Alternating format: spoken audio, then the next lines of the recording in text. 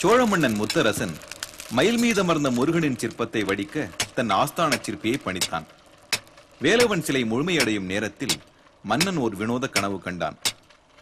தன்னை மறந்த நிலையில் மயிலின் கால் பகுதியை செதுக்கிக் கொண்டிருக்கிறார் சிற்பி. திடீரென மயில் உயிர் பெற்றெழுந்து பறக்கிறது. மற்ற சிற்பிகள் எட்டிப்பிடி எட்டிப்பிடி என கூச்சலிட ஆஸ்தான சிற்பி உடனே ஒளியை அதன் கால் மீது வீச மயில் இறங்கி விடுகிறது. காலையில் சிற்பியின் பட்டறைக்கு சென்று பார்த்தான் மன்னன்.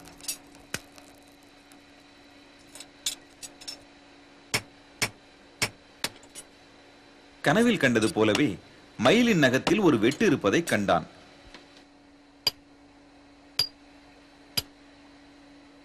சிற்பியிடம் தன் அதிசய கனவு பற்றி சொன்னான்.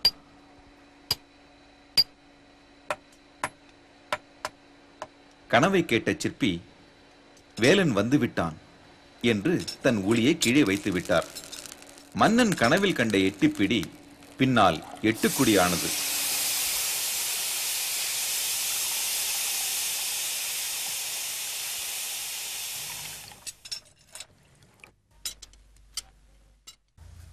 மூலத்தில் ஒரு பெரிய வஸ்து ஒன்று உண்டு.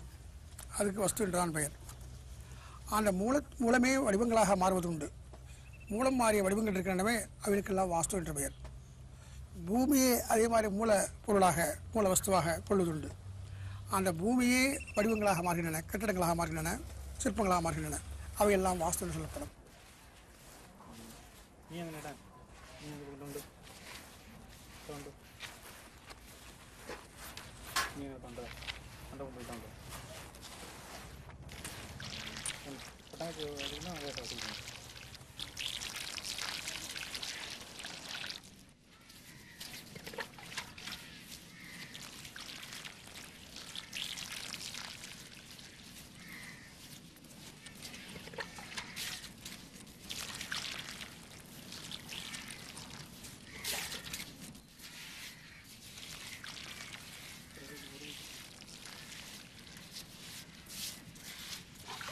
என் தேகம் கனன்று எரிகின்றது. உடலும் உடலும் கைகளும் படைக்கத் துடிக்கின்றன. மண்ணுள் அமிழ்ந்து எழுகிறேன். விண்ணிலிருந்து விடை வருகிறது. மண்ணிலிருந்து அவன் தேகத்தை படைக்கிறேன். விண்ணிலிருந்து அவன் இருப்பிடத்தை உருவாக்குகிறேன். பூமியின் அழகும் வனப்புமே என் மூலமும் முதலீட்டும். உடலே என் படைப்பின் கருவி.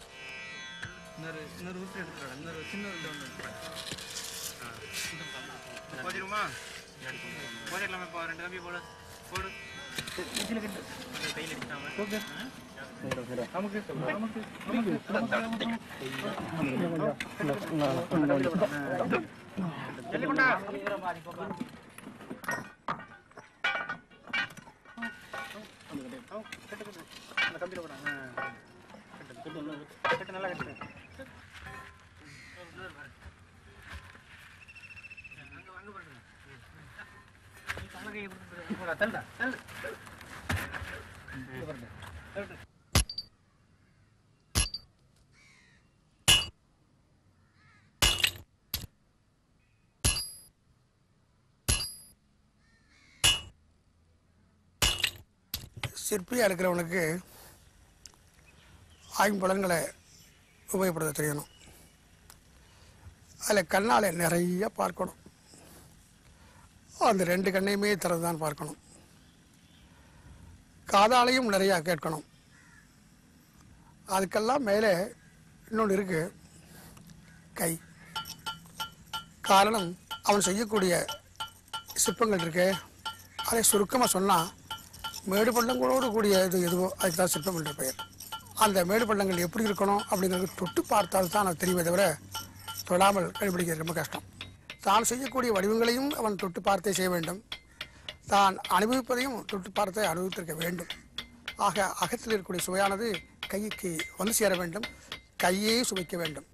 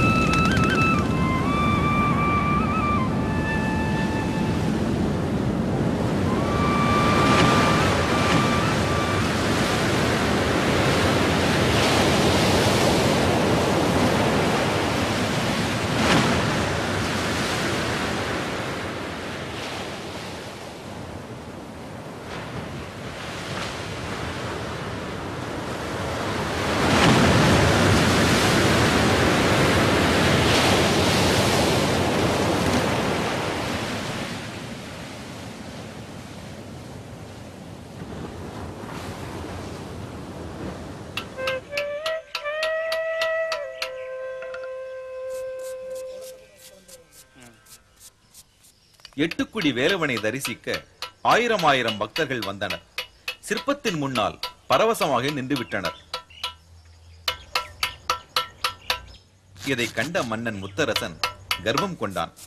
இது போன்ற மற்றொரு வேலவன் இனிமேல் உருவாக கூடாது என முடிவு செய்தான்.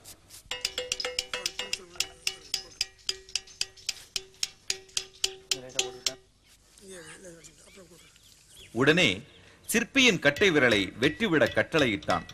கட்டளை நிறைவேற்றப்பட்டது.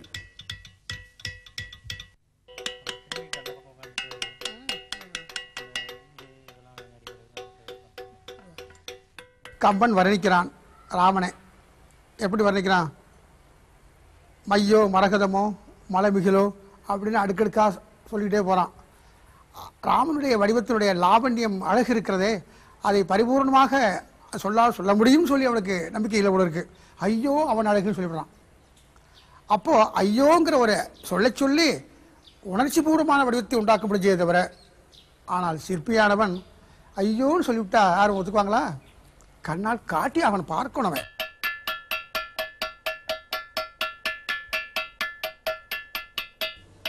சில வருடங்கள் கழித்து சிற்பிக்கு இன்னொரு வேலவன் வடிக்கும் வாய்ப்பு வந்தது.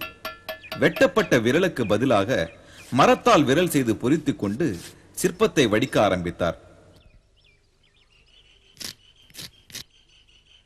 தூசியடி செய்யும் கட்டம் வந்தபோது ஓர் அற்புதம் நிகழ்ந்தது. சிலை வடித்து வந்த கல்லிலே வேர்வை துளிகள் தோன்றின. கல்லுக்கு வேர்த்ததைக் கண்ட சிற்பி வேலன் வந்துவிட்டான் என்று தன் ஒளியை கீழே வைத்து விட்டார். வியர்வை துளிர்த்த நாள்தான் வியர்வை விழாவாக இன்றும் சிக்கலில் கொண்டாடப்படுகிறது.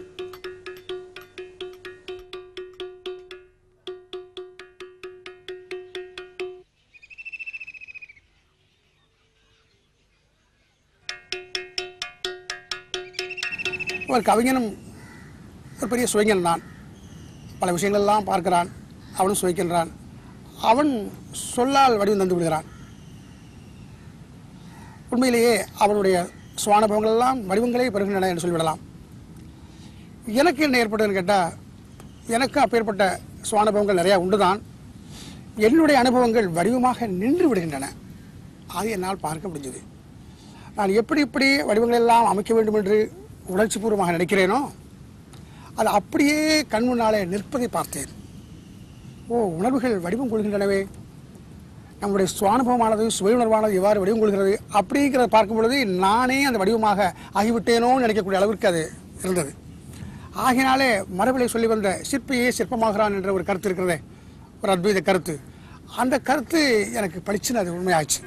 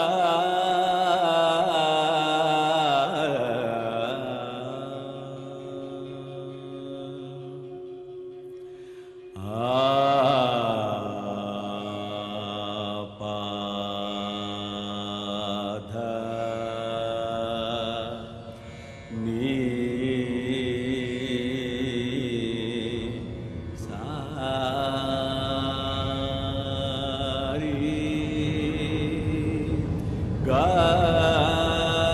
ma pa da pa da ni dha ni sa sa ri ga ri sa.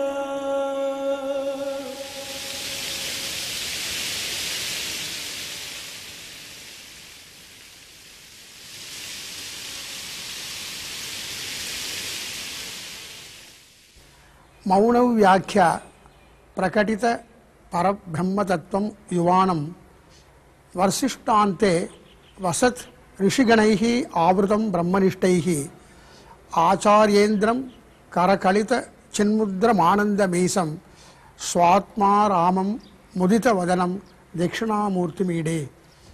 स्वात्मा ராமம் தன்னை தானே ரசித்து தனக்குள்ளேயே இருந்து ரசித்து தன்னையே சுவைத்து தனக்குள்ளேயே மகிழ்ச்சியை தட்சிணாமூர்த்தி அனுபவித்துக் கொண்டிருக்க முடியுமானால் அது முகத்தில் எப்படி தெரியும்? அதை காட்டியிருக்கிறான் அந்த சிற்பி. பெரும்பகுதி இது சிற்பியினுடைய கோலம் என்று சொன்னால் மிகையாகாது. நாங்களும் என்ன செய்கிறோம், ஒரு பொருளை உள்ளூர வாங்கி சுகித்து ரசித்து ஒரு வடிவத்தை உண்டாக்க முயற்சிக்கிறோம். அந்த மாதிரி முயற்சிக்கும் பொழுது யார் முயற்சிக்கிறது என்று சொன்னால், உண்மையிலேயே என்னுடைய உள்ளத்தில் இருக்கக்கூடிய அந்த ஆன்மா இருக்கிறதே அதுதான் அந்த சுகிக்கிறது, ரசிக்கிறது, முயற்சி செய்து அது வெளியே கொண்டு வருகிறது. ஆக சுகித்தல், அதன் பிறகு முயற்சி செய்தல், அந்த முயற்சிக்கு ஒத்த வடிவத்தை புறத்தே காட்டுதல் என்ற 3 நிலைகளிலே இந்த சிற்பியான மனிதன் வேலை செய்கிறான், பணி செய்கிறான். அந்த கடவுள் இருக்கிறாரே, ஆன்ம பொருளாகிய பரபிரம்ம பொருள் இருக்கிறதே, அதுவும் என்ன பண்ணுகிறது, தன்னைத்தானே சுகித்து தானே செயல்பட்டு தன்னையே வடிவமாக ஆக்கிக் கொள்கிறது.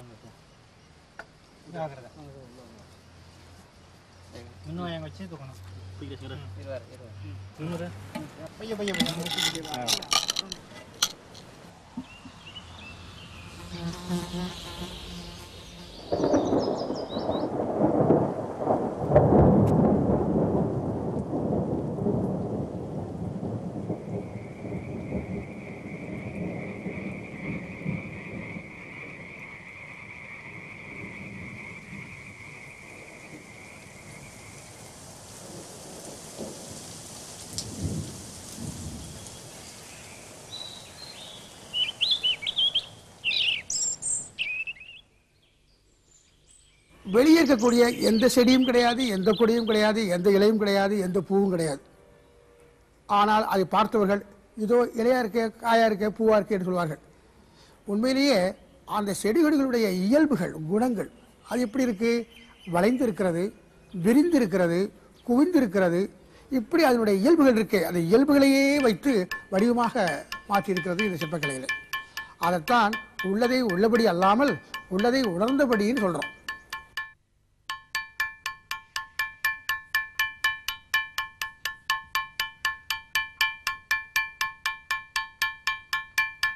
தாமரை என்று சொல்லக்கூடிய, கமலம் சொல்லக்கூடிய அந்த ஒரு அணி இருக்கு, அது நம்மளுடைய இந்திய கட்டிடக்கலையில் இருந்தோ அல்லது சிற்பக்கலையில் இருந்தோ எடுத்து விடப்படுமானால் சரி சாதாரணமான கட்டிடமாக தான் அமையுது. அதை கையாண்டக்கூடிய முறை இருக்க, அதை வருடித்து பேசவே முடியாது, பார்த்து ரசிக்க வேண்டிய ஒரு அம்சம் அது. அதிலேயும் கூட அந்த தாமரையை தாமரையாகவே காட்டாமல் தாமரையினுடைய இயல்பு என்ன என்பதை உற்றறிந்து அது அப்படியே சுகித்து அந்த இயல்பை கோடுகளாக வடிவமாக ஆக்கி கொடுத்தது இந்த சிற்பக்கலை மரபு. உதாரணமாக இங்கு பார்க்கலாம், இங்கு ஒரு தாமரையானது காட்டப்பட்டிருக்கு. அதில் தாமரையினுடைய அந்த இதழானது எவ்வாறு விரிந்து அப்படி கிடக்குமோ, அந்த எப்படிப்பட்ட ஒரு கோடு உருவாகிறதோ அந்த கோட்டை வடிவமாக ஆக்கியிருக்கிறோம் இந்த கலையில்.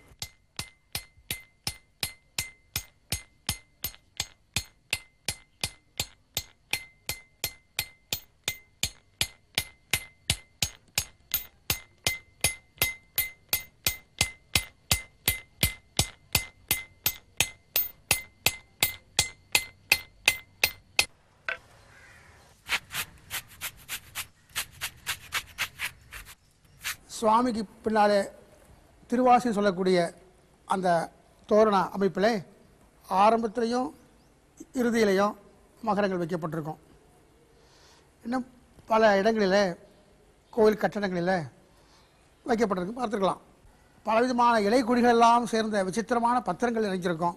மீனுடைய உடல் இருக்கும், சிம்மத்தினுடைய கால் இருக்கும், பன்றியினுடைய காது இருக்கும், அனுமாருடைய கண்கள் இருக்கும். இப்படி வெவ்வேறு விதமான பொருள்கள் இருந்து அந்த அம்சங்கள் எல்லாம் ஒன்று சேர்த்து இன்னதென்று சொல்ல முடியாத ஒரு குழப்பமான வடிவத்தை உண்டாக்கியிருக்கிறோம். ஆக பிரளயத்தை காட்டுவதற்காக இந்த வடிவமானது கையாளப்பட்டிருக்கிறது. பிரளயம் என்று சொன்னாலே குழப்பம் என்பதுதான் பொருள்.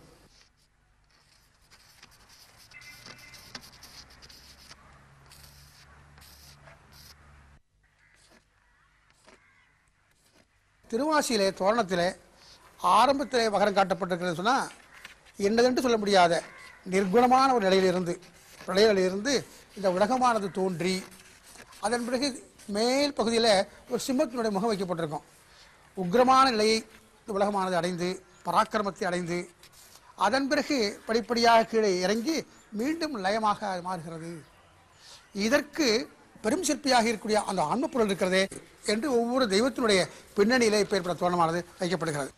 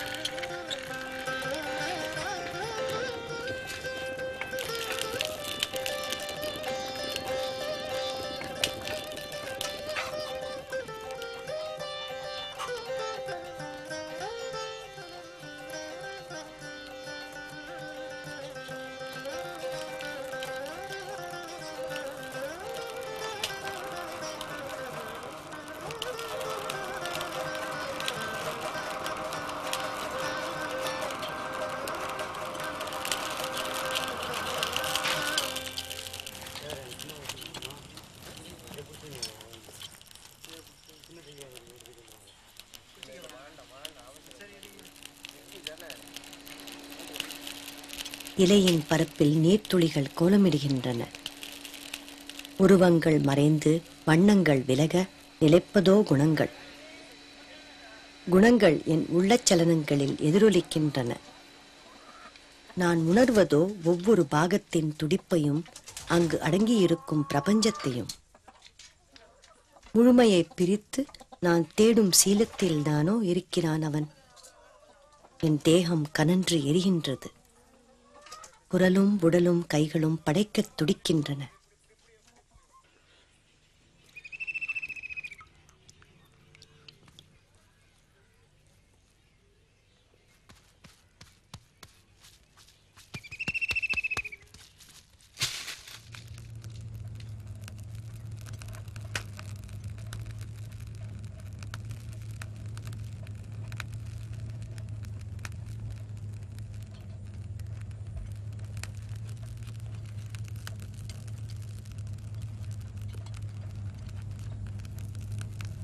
இந்த பிரபஞ்சத்தில் மறைந்து உறைந்திருக்கக்கூடிய பொருளைத்தான் ஆன்மா என்று சொல்கிறோம். ஆகாசமாக வெளிப்பட்டு நிற்கின்றது என்று சொல்கிறோம். அப்பேற்பட்ட வெளியே இருக்கக்கூடிய அந்த ஆகாசமானது நமது உடம்புக்குள்ளேயும் இருக்கிறது என்று சொல்கிறோம். ஆக ஆன்ம சக்தி வியாபித்த ஒரு பொருளாக வெளியே இருக்கக்கூடிய ஆகாசமும் நம்மளுடைய உடம்பில் இருக்கக்கூடிய ஆகாசமும் இருக்கின்றது. அப்படி அந்த ஆகாசமாகிய அந்த பொருள் உள்ளம் என்றும் பேசப்படும். அதுக்கு பேருள்ளம் என்று பெயர், இதற்கு சிற்றுள்ளம் என்று பெயர். அந்த பேருள்ளம் என்னென்ன காரியங்களெல்லாம் செய்ய முடியுமோ அப்பேற்பட்ட காரியங்களெல்லாம் இந்த உள்ளே இருக்கக்கூடிய சிற்றுள்ளமும் செய்யும். இன்னும் சொல்லப்போனால் சிற்றுள்ளம் செய்யக்கூடிய அத்தனை காரியங்களுமே அதுவும் செய்யும். நாம் எப்படி படைக்கிறோம், நாம் எப்படி உருவங்கள் எல்லாம் உண்டாக்குகிறோம், அப்படித்தான் அந்த ஆன்மா பிரபஞ்சமாக மாறுகிறது, பிரபஞ்சமாக உருமாறுகிறது.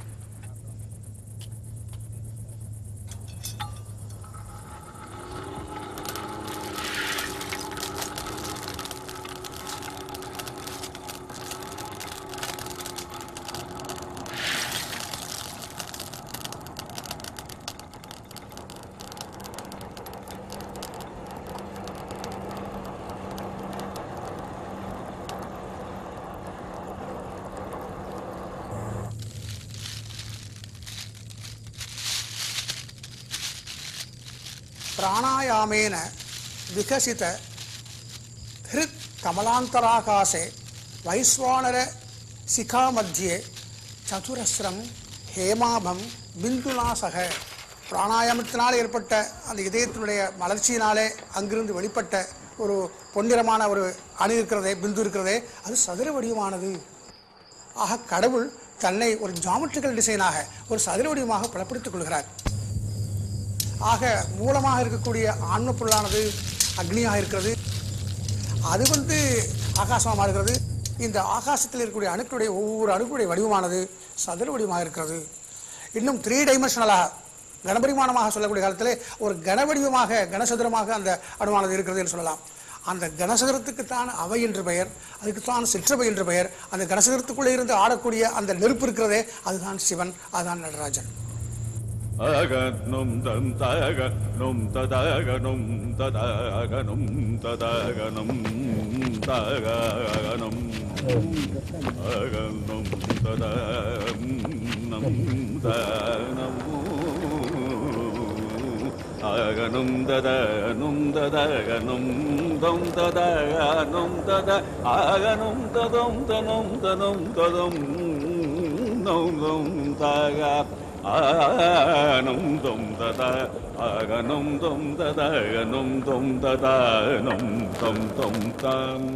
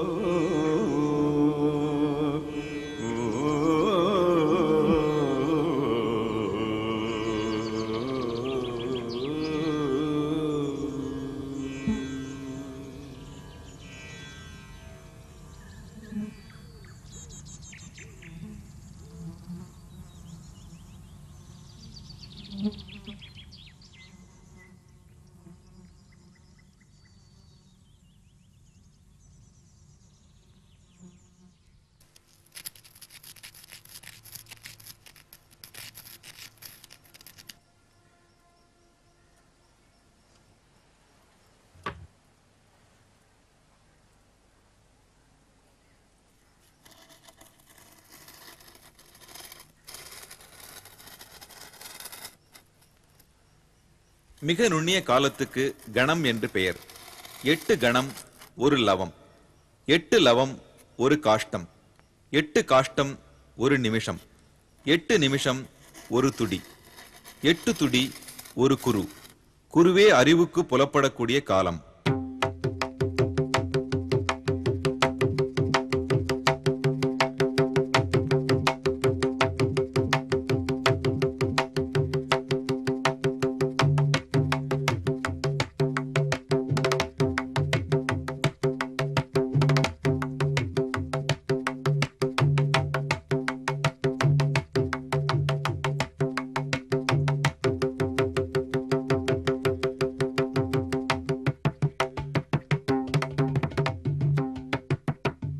உள்ளே இருக்கக்கூடிய ஆகாசத்திலே உரையக்கூடிய அந்த ஆன்மசக்தி செயல்பட ஆரம்பிக்கிறது. அது பெரிய மாபெரும் சக்தி, பெரிய ஆற்றல் உடையது. அது உள்ளத்தில் இருக்கக்கூடிய அந்த காட்சியை வெளிப்படுத்துவதற்காக தன்னை முக்கிக் கொண்டு முணங்கிக் கொண்டு முயற்சித்து கொண்டு வெளிப்படுகிறது, வேகமாக விசையோடு வருகிறது. அந்த விசையோடு வரக்கூடிய அந்த ஒரு ஆற்றல் இருக்கிறதே, அந்த ஆற்றலுக்குத்தான் காலம் என்று பெயர். அதை சாதாரணமாக சொல்லும் பொழுது முயற்சி என்று சொல்கிறோம். அந்த காலத்தை ஆன்மாவின் துடிப்புக்கு கொடுக்கப்பட்ட மறுபெயர் என்று சொன்னாலும் தப்பல்ல. ஆக அந்த காலமானது வெளிப்படக்கூடிய காலத்திலே அந்த ஆகாசத்தில் இருக்கக்கூடிய நுண் அணுக்கள் வெளிப்படுகின்றன. அதுதான் வடிவங்கள் தோன்றுவதற்கு மேட்டர் அல்ல மெட்டீரியலாக இருக்கக்கூடியது, வஸ்துவாக இருக்கக்கூடியது. அந்த நுண் அணுவானது இடமானால் ஒவ்வொரு நுண் துடிப்புக்கும் நுண் காலத்திற்கும் நுண்ணிடமானது பிறக்கிறது. அப்போது அந்த காலத்துக்கு ஏற்ற இடமானது தோன்றிக்கொண்டே இருக்கிறது. ஆகையால் இவ்வளவு பெரிய இடம் என்று சொன்னால் இவ்வளவு பெரிய காலம் என்றும் சொல்லலாம். எனவே காலமும் இடமும் ஒன்று என்பது கொள்கை.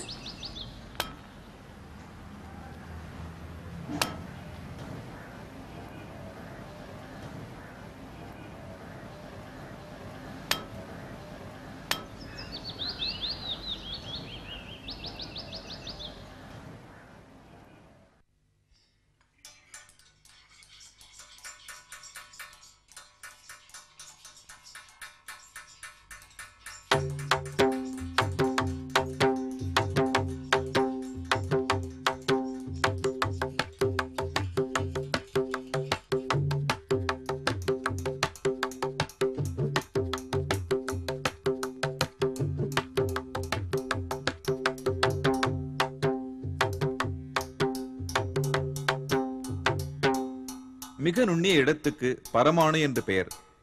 8 பரமாணு ஒரு தேர்த்துகள், 8 தேர்த்துகள் ஒரு இம்மி, 8 இம்மி ஒரு எள், 8 எள் ஒரு நெல், 8 நெல் ஒரு விரல். விரலே கண்ணுக்கு புலப்படக்கூடிய இடம்.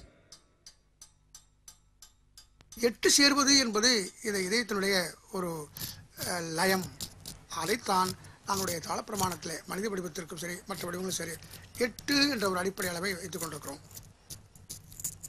மொத்த உயரத்தில் தாளம் என்பது ஒரு பகுதி. இனிமேல் இந்த முகத்தை ஒரு அடிப்படை அளவாக வச்சுக்கிட்டு இந்த உடலுடைய மேற்பகுதி இது ஒன்றும், அதன் பிறகு இந்த இதய கோட்டிலிருந்து நாபி வரைக்கும் ஒன்றும், அதன் பிறகு அதிலிருந்து குய்யம் அல்லது மையம் சொல்லக்கூடிய அந்த இடம் வரைக்கும் ஒவ்வொரு முக அளவு உயரம் இருக்குது. அதுபோக அந்த மையம் சொல்லக்கூடிய அந்த குய்ய நிலையிலிருந்து இந்த காலுடைய நிலமானது 2 முகம் கொண்டதாக அமைக்கப்படுகிறது. அதன் பிறகு இந்த முட்டியை நீக்கி கீழே இருக்கக்கூடிய இந்த கால் பகுதி இருக்கே அது 2 முகத்துடைய நிலமாகும். எண்ணி பார்த்தால் 8 என்று சொல்லக்கூடிய அந்த 8 பாகங்கள் 8 தாளங்கள் அடிப்படை அளவாக இந்த வடிவத்துக்கு அமைச்சு போகிறது. மற்ற பகுதிகள் தலையினுடைய மூடி, கழுத்து, அதன் பிறகு கால்களை இணைக்கக்கூடிய இந்த முட்டி, அதன் பிறகு இந்த உடலையே தாங்கி இருக்கக்கூடிய கால், அவையெல்லாம் இணைப்புகள். ஆக 8 1 9 அப்படிங்கிற மற்றொரு தாளப்பிரமாணம் உண்டாச்சு. ஆக சூக்ஷ்ம நிலையிலே 8ஆகவும் அது வெளிப்பட்ட நிலையிலே இயக்க நிலையிலே அது 9ஆக மாறுகிறது. நவதாளம் என்று பெயர்.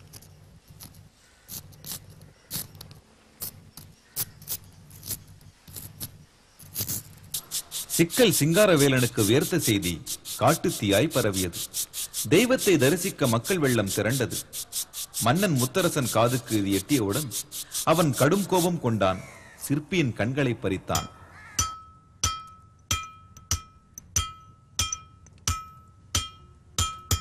பல வருடங்கள் கழித்து சிற்பிக்கு மீண்டும் ஒரு வாய்ப்பு. இன்னொரு வேலன் சிலை வடிக்கச் சொல்லி ஒரு வேண்டுகோள். விரலும் போய் விழியும் இழந்த நான் எவ்வாறு சிலை வடிக்க முடியும் என்றார் சிற்பி. முகக்கண்கள் போனால் என்ன, அகக்கண்ணில் வேலனை உணர முடியாதா? உள்ளத்தில் உணர்ந்த லயத்தை கைகளால் வெளிப்படுத்த கண்கள் எதற்கு? உங்கள் மரபும் மரபின் இலக்கணம் மீதும் உங்களுக்கே நம்பிக்கை இல்லையா என்றனர் ஊரார். இதை கேட்டதும் சிற்பி சிலை செய்ய சம்மதித்தார். தன் மகனின் உதவியுடன் வேலனை வடிக்கத் தொடங்கினார். அவர் சிலையின் மேடு பள்ளங்களை ஸ்பரிசித்து சொல்ல சிறுவன் ஒளியால் அதை வடித்து வந்தான். இந்த சிலையும் மற்ற 2 சிலைகளைப் போலவே மிக அற்புதமாய் உருப்பெற்றது. இறுதியில் சிற்பி தங்க ஒளி கொண்டு கண்ணின் மணியை செதுக்கும் போது கல்லின் கண்ணில் இரத்த துளிகள் வடிந்தன.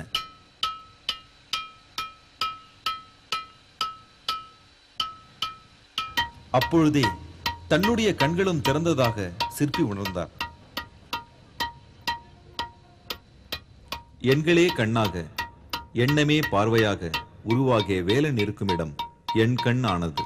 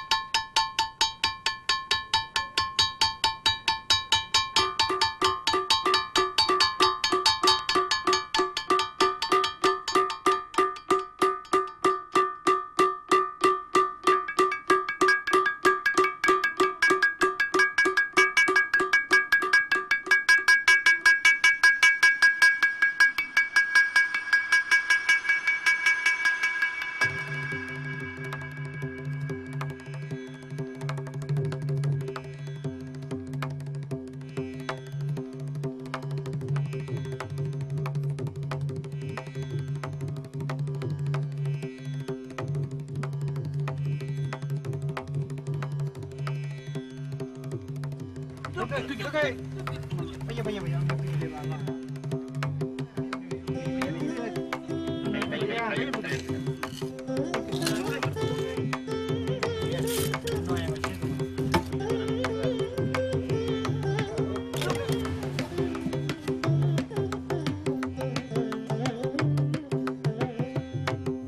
நவதாள பிரமாணத்திலே நான் எந்த வடிவத்தை செய்தாலும் சரி, சிவனுடைய வடிவம் செய்தாலும் சரி, புத்தனுடைய வடிவத்தை செய்தாலும் சரி, மாரிவனுடைய வடிவத்தை செய்தாலும் சரி, எல்லாமே அதனுடைய வடிவங்களாகத்தான் நிச்சயமாக இருக்க முடியும் இல்லையா?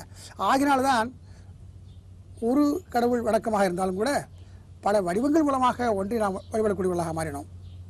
ஆகினாலே காலக்கணக்குன்னு சொல்லக்கூடிய தாளக்கணக்கு ரொம்ப அடிப்படையானது. அது மூலத்தினுடைய கணக்காகும். அந்த மூலத்தினுடைய கணக்கை வைத்து நாம் இயற்றக்கூடிய அத்தனையுமே மூலத்தினுடைய வடிவமாக மாறும் என்ற ஒரு பொது இலக்கணம் ஒன்று இருப்பதனாலே அந்த இலக்கணத்தை வைத்து இலக்கியங்களை படைக்கக்கூடிய காலத்தில் அந்த படைத்த இலக்கியங்கள் எல்லாமே வழக்கத்திற்குரியன. செந்தணந்திமிர்ந்தணைந்து குங்குமம் கடம்பிலங்கு செண்பகன் செறிந்திலங்கு திரடோளும் தண்டையல் சிலம்பலம்ப வெண்டையஞ்சலஞ்சலென்று சஞ்சிதஞ்சதங்கை கொஞ்சமயிலேறி இந்துவும் கரந்தை தும்பை கொன்றையுஞ்சலம் புனைந்திடும் பரன்ற நன்பில் வந்த குமரேஷா இந்திரன் பதம் பெறண்ட தம்பயங்கடிந்த பின்பு எண்கணங்கமர்ந்திருந்த பெருமாளே, எண்கணங்கமர்ந்திருந்த பெருமாளே.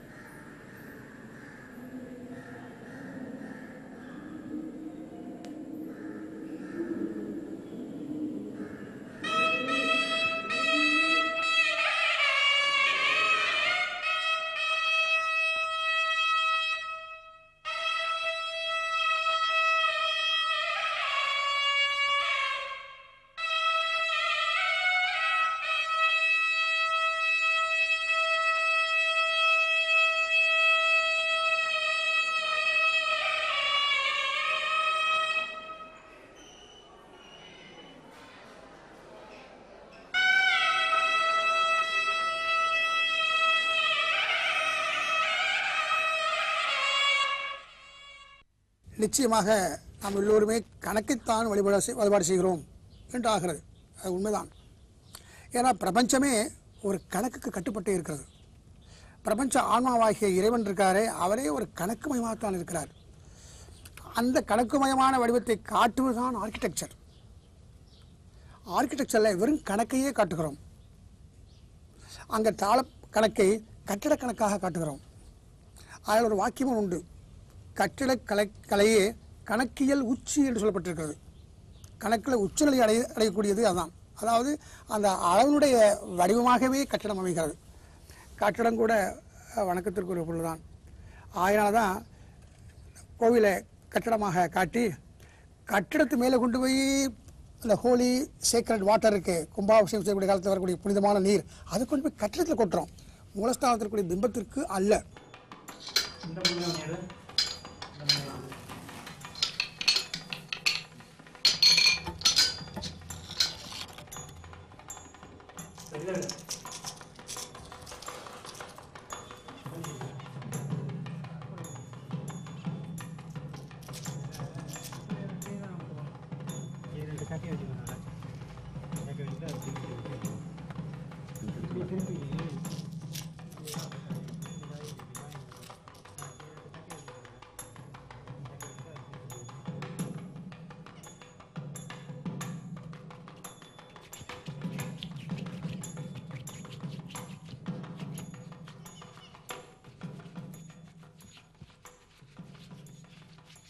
நாங்கள் செய்யக்கூடிய அந்த வடிவங்களை எல்லாம் இறுதியிலேயே கோயிலுக்குள்ளே வைத்து கண்களை திறந்த பிறகு உண்மையிலேயே யாருடைய கண்கள் திறக்கப்படுகின்றன சொன்னால் இந்த சிற்பியுடைய கண்கள் தான் திறக்கப்படுகின்றன.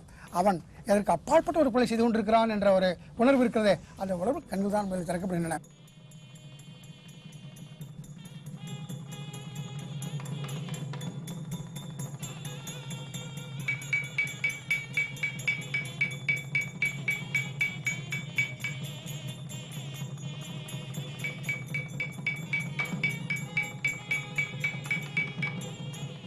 நாங்களே ஏறி உட்கார்ந்து மிதித்து செய்யக்கூடிய அந்த வடிவங்களை எல்லாம் கடைசியில் பிரியக்கூடிய ஒரு சந்தர்ப்பம் வரத்தான் செய்யும். அந்த நிலையில் கொஞ்சம் மனசில் கொஞ்சம் வருத்தமும் இருக்கத்தான் செய்யும். என்றாலும் கூட இது யாருக்காக செய்கிறோம் என்றால் பிறருக்காக தான் செய்கிறோம். நாங்கள் பெற்ற அந்த இன்பமும் அந்த சுகமும் அவளுக்கு கிடைக்க வேண்டும் என்ற முறையில் அதை நாங்கள் தத்தம் செய்து விடுகிறோம்.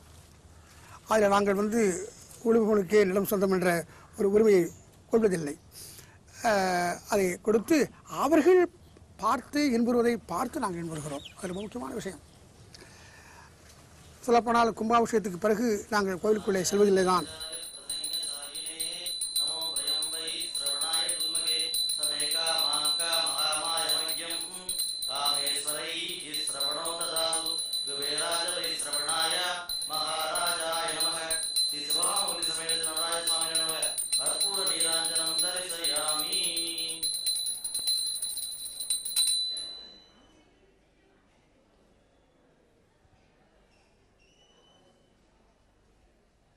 திருநெல்லம் என்கிற இந்த கோனேரி ராஜபுரத்தில் ஸ்ரீ உமாமகேஸ்வரி சுவாமி கோயிலில் எழுந்தருளியிருக்கிற இந்த நடராஜ பெருமான் தானாகவே உருவானவர். சிற்பியோட வார்ப்புலையிலிருந்து ஐம்பொன் மதுவை குடித்து தோன்றதுதான் ஐதீகம். சோழ மன்னன் கண்டராயத்தங்காலத்தில் அவன் எங்கேயுமே இல்லாமல் ஒரு பிரம்மாண்டமான நடராஜ சிலையை உண்டு பண்ணி ஸ்தாபிக்கணும்னு ஆஸ்தான சிற்பிக்கு ஆகியப்பட்டுட்டான். சிற்பி சிறந்த சிறுபக்தன் மன்னனோட அபிலாஷையை தான் நிறைவேற்றிருக்கிறதா, அதுவும் 10 நாளே நிறைவேற்றிருக்கிறதா சங்கல்பம் செஞ்சுட்டான். ஊருக்கு வெளியில பிரம்மாண்டமான சிலை வைக்கிறதுக்கு சகல விதமான ஏற்பாடுகளோட முயற்சியில் ஈடுபட்டான். ஆனா சிற்பியோட மனசு திருப்தி அடைகிற மாதிரி சிலையை பார்க்க முடியல. கிட்டத்தட்ட 3000 ஆண்டுகளாக இந்த உருவங்கள் நம்மிடையே இருக்கின்றன. மனித வடிவம்தான் தாங்கி இருக்கிறது. மனிதனுக்கு இருக்கக்கூடிய அத்தனை அங்கங்களுமே உறுப்புகளுமே இருக்கின்றது என்றால் கூட அது என்ன ஒரு கருத்தை பிரதிபலிக்கிறது என்பதை கண்டுபிடிப்பது ரொம்ப ரொம்ப கடினம். அதுக்கு பெரும்பாலும் என்ன காரணம் என்றால் சிற்பி இதுவரை பேசியதே இல்லை, இதுவரை எழுதவே இல்லை. ஒரு பெரும் குறை.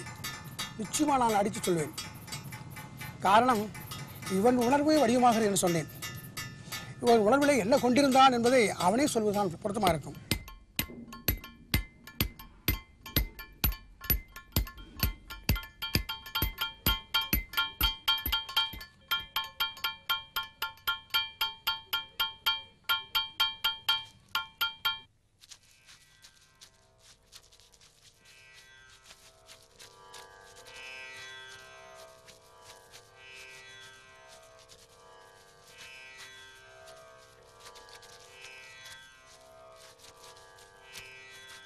என் தேகம் கனன்று எரிகின்றது. குரலும் உடலும் கைகளும் படைக்கத் துடிக்கின்றன. பெண்மையைப் போல் எனக்குள்ளிருந்தே படைக்கிறேன். உடலின் உஷ்ணம் ஒளி வழியாக பாய்கிறது.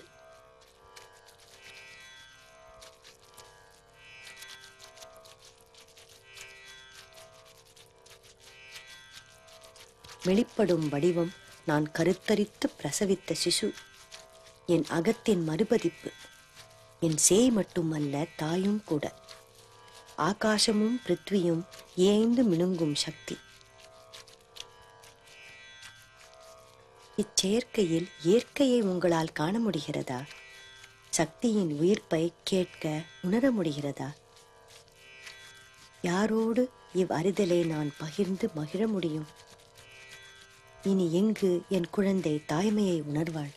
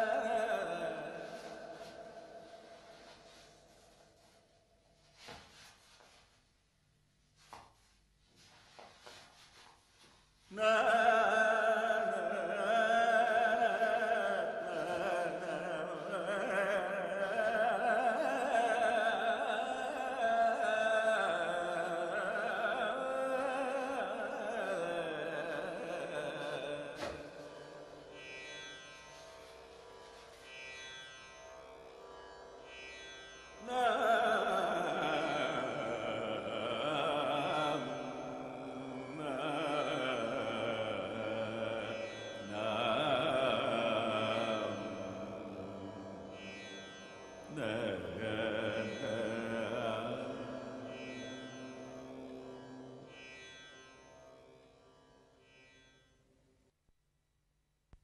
தந்தையார் ரமண மகர்ஷியுடைய ஆசிரமத்தில் கோயில் பணி செய்து கொண்டிருக்கும் பொழுது அவருடைய உருவச்சிலை செய்ய வேண்டிய ஒரு சந்தர்ப்பம் ஏற்பட்டது.